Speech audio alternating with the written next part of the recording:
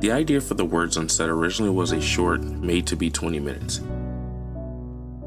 You're just gonna be here. I had this idea for over a year and a half now. When My Road Reel announced they were doing an international contest again, I knew I had to trim this story down and tell this story.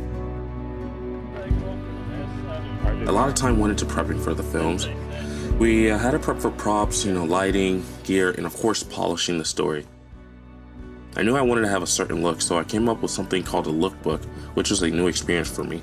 What that did was give us some inspiration for the images we were going for that we could later achieve on for production. This was also my first time renting gear. We rented the GH4 in Canon 24-70mm and 85mm for bar lenses. Since we didn't have a lot of dialogue, I knew from the start we would use the NTG2 for mainly sound effects, ambient room tone, and the voiceover we hear throughout the film. The lights we used were a simple kit, but also feature a cool LED light panel from a company called Aperture, who I'm lucky to be sponsored by managing their Instagram page. First time seeing the view at the Trexler Game Preserve, which is our first day, I knew I had to shoot there because the view was absolutely gorgeous. We shot there for about 6 hours, packed up, and then prepped for the second day. The second day we shot at my grandmother's house. It was distant and it gave a very isolated vibe, and that's exactly what we were going for.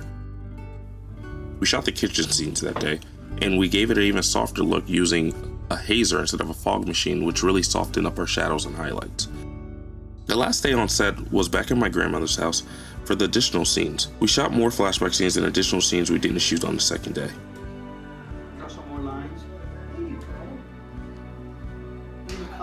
There's an additional day by myself where I shot some flashback scenes you see inserted in the film.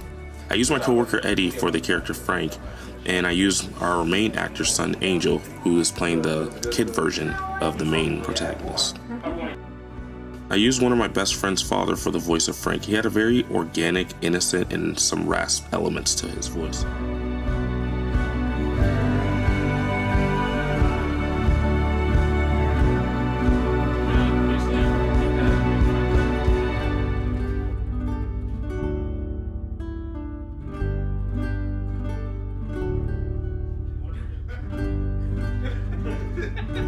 Making this film, I did a lot of things different than my previous films.